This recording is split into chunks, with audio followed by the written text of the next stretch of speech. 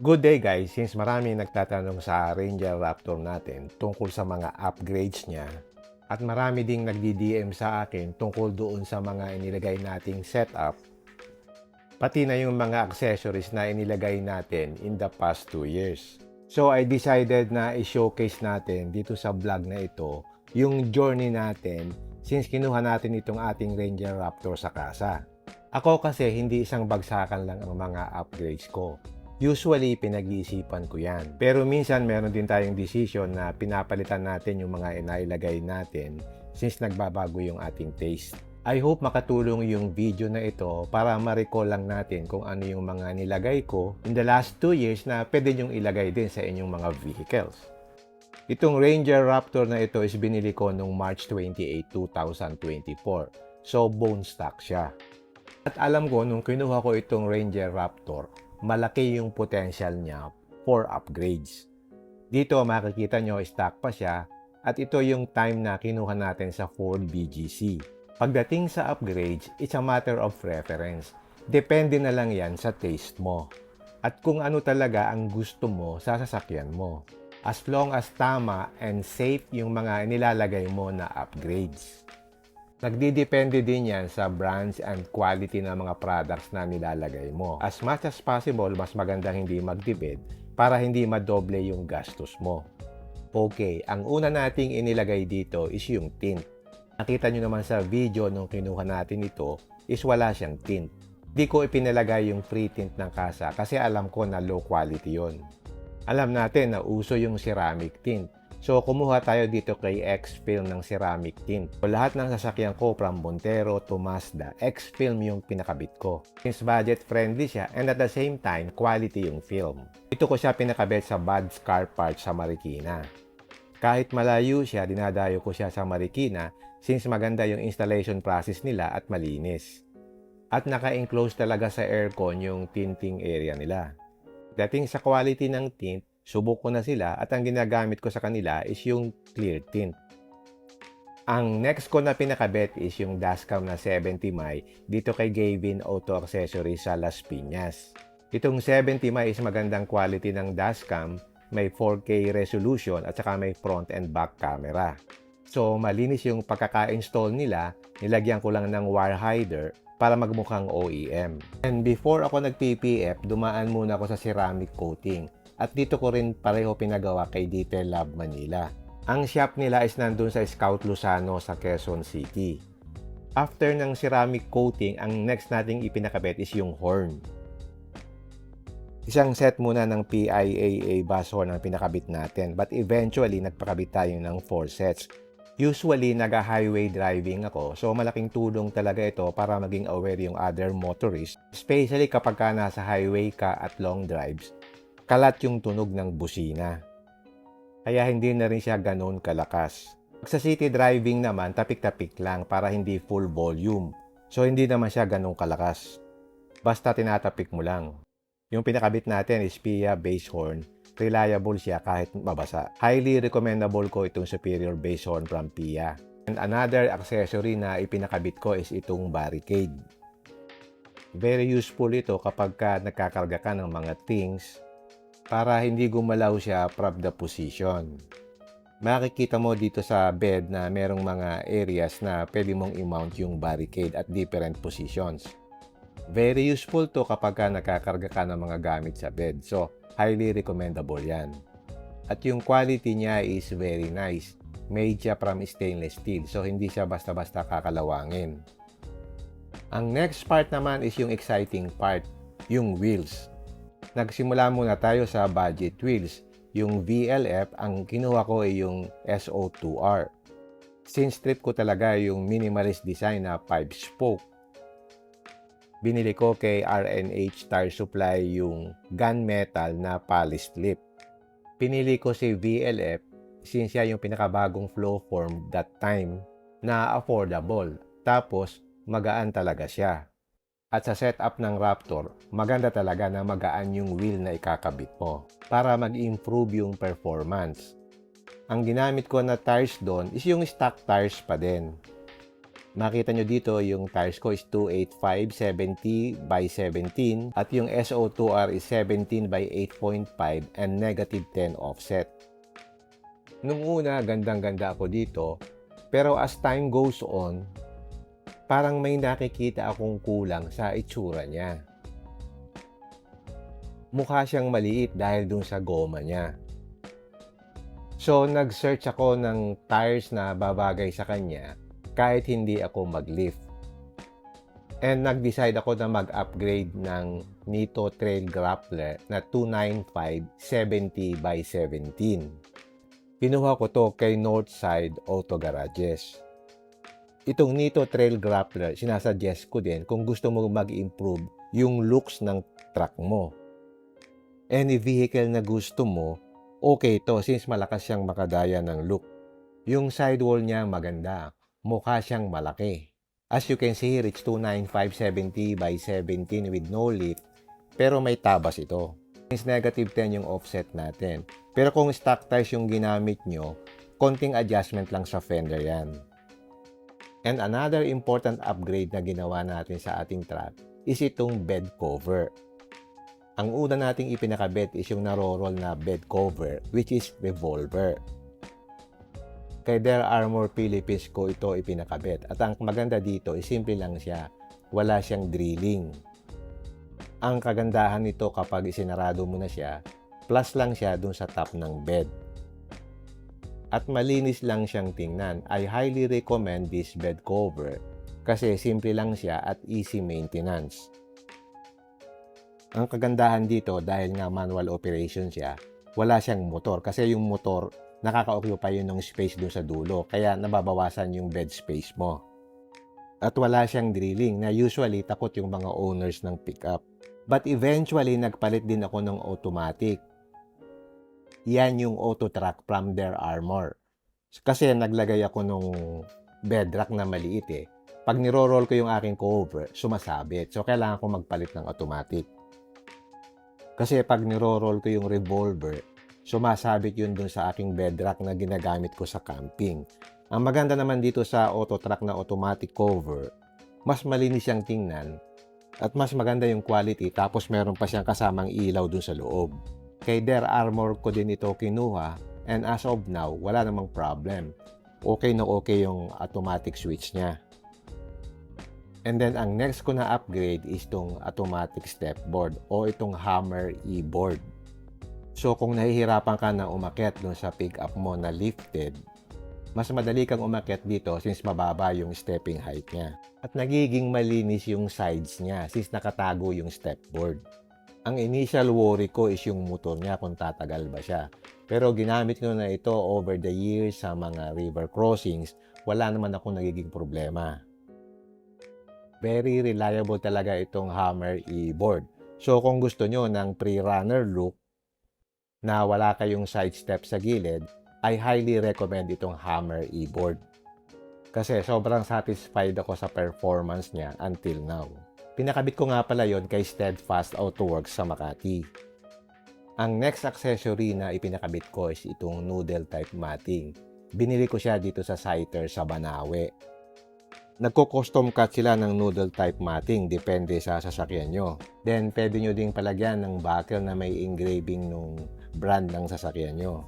Custom cut siya, so pwede mo siyang hintayin. 1 hour lang, tapos na.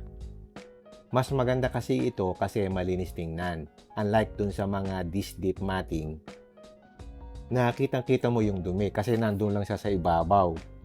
At saka nakakatulong pa rin ito sa sound deadening. So, nakita nyo naman, hindi talaga siya basta nagdudumi at mukha siyang OEM. So, gusto ko yung mga OEM looking na mga matting. Mabibili nyo lang yan dito kay Siter Car Parts sa Banawe. Kahit anong vehicle, pwede kasi custom cut nga ito. Okay, punta naman tayo sa next upgrade, which is yung PPF. From ceramic coating, nag-PPF na tayo since napapadalas na yung ating outdoor activities. Since nagte-trail na tayo, we want protection sa mga rock chips. So, nagpakabit tayo ng Armada PPF dito sa Detail Lab Manila. And even may kamahalan dito sa Detail Lab Manila, maganda talaga yung gawa nila. naprotektahan talaga yung paint mo ng mga rock chips, especially dun sa mga hard trail. Ang kagandahan dito, self-healing siya, yung mga scratches or swirl marks, hindi siya visible. Nawawala lang siya kapag naiinitan na yung mismong body. Ang pagpapakabit ng PPF, hindi lang yan 1 day or 2 days. Kasi may surface preparation yan. In my case, umabot siya ng 5 days. Doon kayo pumunta sa mga shops na trusted. It's highly technical din and requires expertise. So magtaka ka kung ang sinabi PPF 1 araw lang. Then after that, nagpalit naman uli ako ng bagong mugs. So pinalitan ko yung aking VLF SO2R gunmetal with polish lip ng SO2R na full polished. Marami kasi akong nakitang inspiration na nag-full polish sila. So, yan ang naging look niya. Mas malinis siya for me, and so far, so good yung kinalabasan niya with the trail grappler. After nun, nag-decide ako na i-body color yung fender flare niya. Actually, na-inspire ako sa mga pre-runner builds sa US at saka sa Australia. Kaya nag-decide ako na i-body color ko yung fender flare. Para luminis lang ng konti at mas maganda yung overall look for me. Depende din lang yan sa gusto mo. Kung gusto mo medyo rugged setup, pwede yung black na fender flare. Pero mas na-appreciate ko yung body color kasi nga clean yung setup ko. After a while, nagsawa na ako sa look ng aking mugs at may nakita ko na mas maganda. So I decided to buy yung Method Race wheels. Nagandahan ako sa design niya gaya ng nakikita ko sa US. Isa ito sa mga best wheels na gusto ko talaga sa Ranger Raptor. At bumagay talaga siya sa aesthetics nito. Napansin ko din sa mga Ranger Raptor, preferred nila na ikabit yung Method Race wheels. Ito talaga yung nilalagay nila even dun sa Baja 1000 na Ranger Raptor. Pagdating sa reliability and strength, itong Method is one of the best. At ang maganda dito, meron siyang bead grip technology.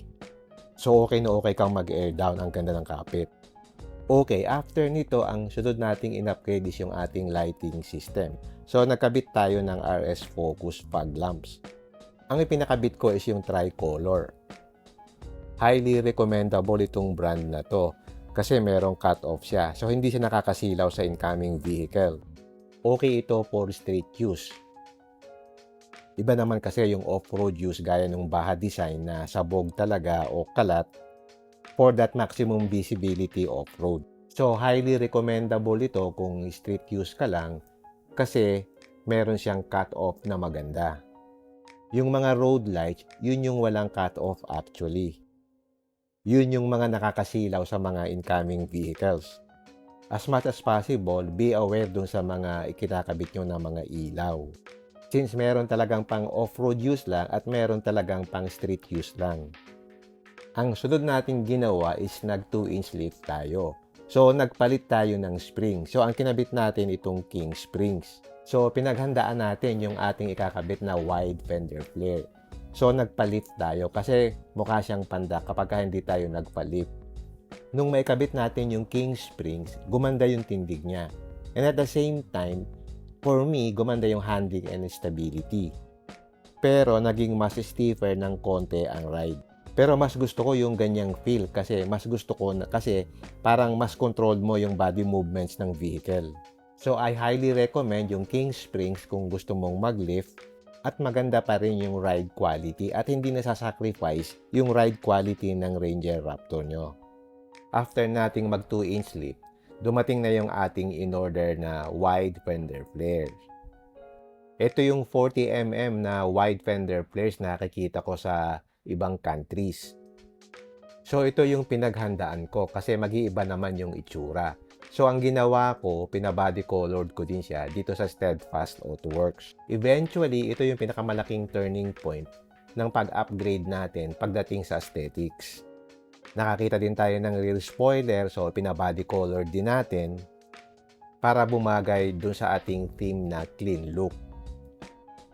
At nung may kabit na natin itong wide fender plate, nagkaroon tayo ng problem kasi hindi na siya proportion dun sa tires na nakakabit sa atin. So, kailangan nating magpalit ng mas malapad na mags at saka mas malaking gulong. So, we decided na magkabit ng size 35 na gulong. So, ang pinili nating setup is yung fuel na mags na 17x9, yung fuel spur at saka yung BFG KM3. Yung fuel spur is FFT series ni fuel. Ito yung flow form nila.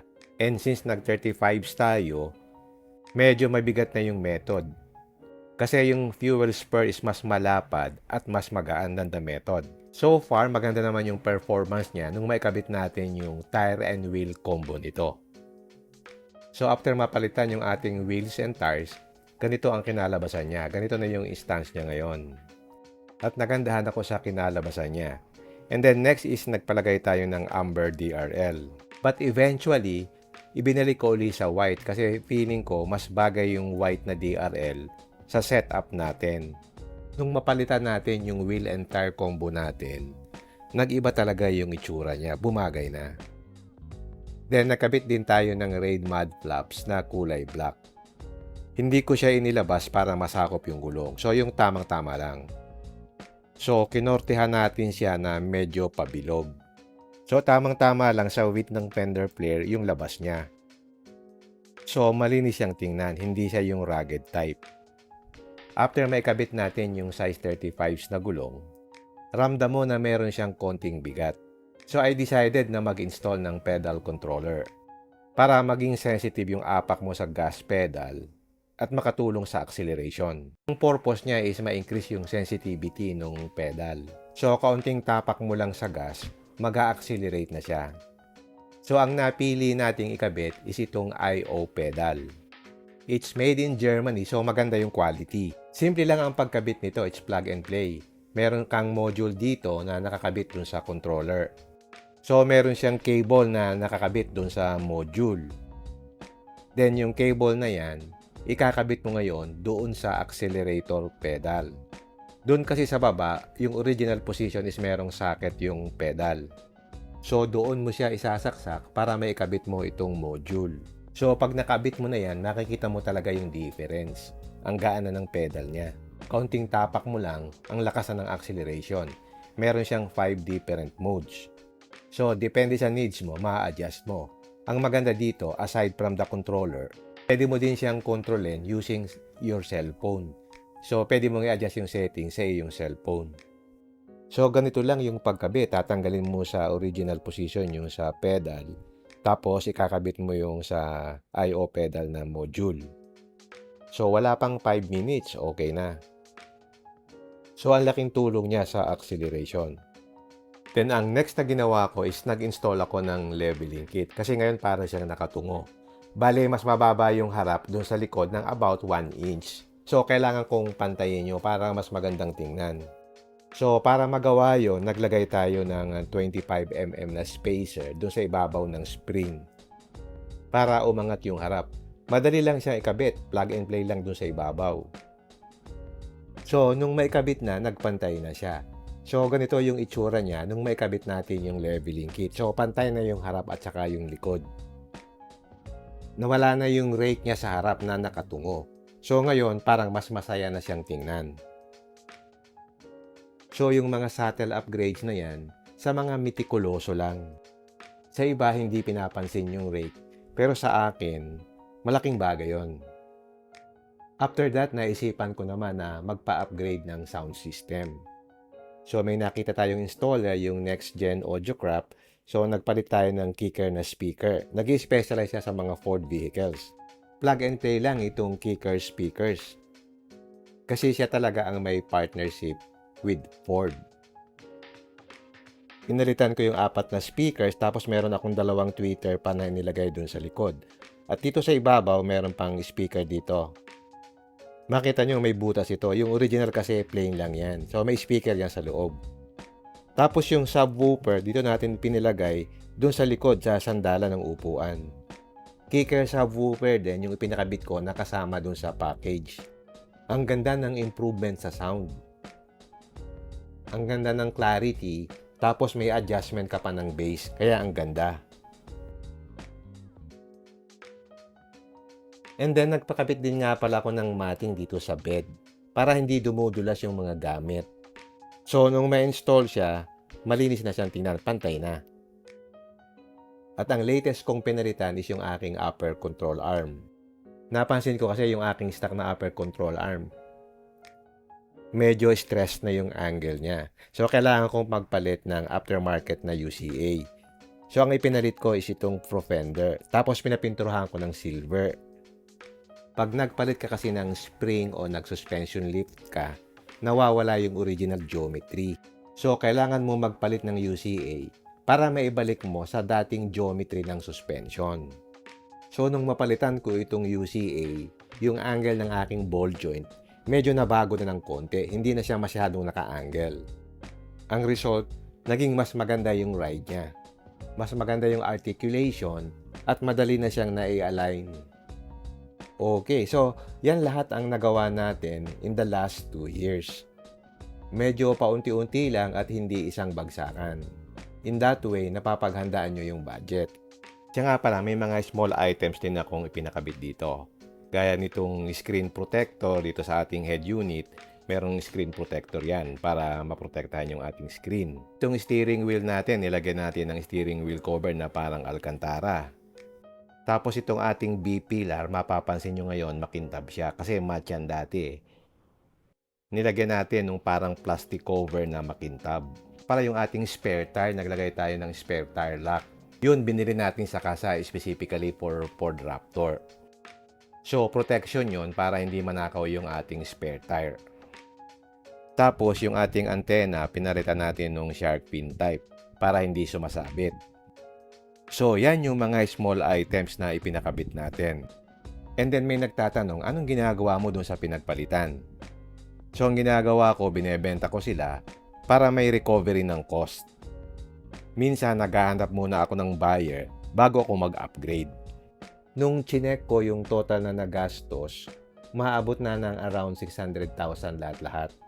So, kung isang bagsakan lang, medyo mabigat. Pero kahit may gastos, masaya naman ako sa kinalabasan. So, ang importante, masaya ka sa ginagawa mo at sulit yung pagod mo sa outcome na gusto mo. Pero malapit na din tayong matapos sa ating upgrades. Pinag-iisipan ko pa kung magpapalit ako ng full exhaust. Kasi pag ginawa ko yon, mawawala na yung catalytic converter. At saka yung warranty, mabo-void na din. So, isip-isip mo na. Posible din yung steel bumper na magaan. Pero I haven't decided yet.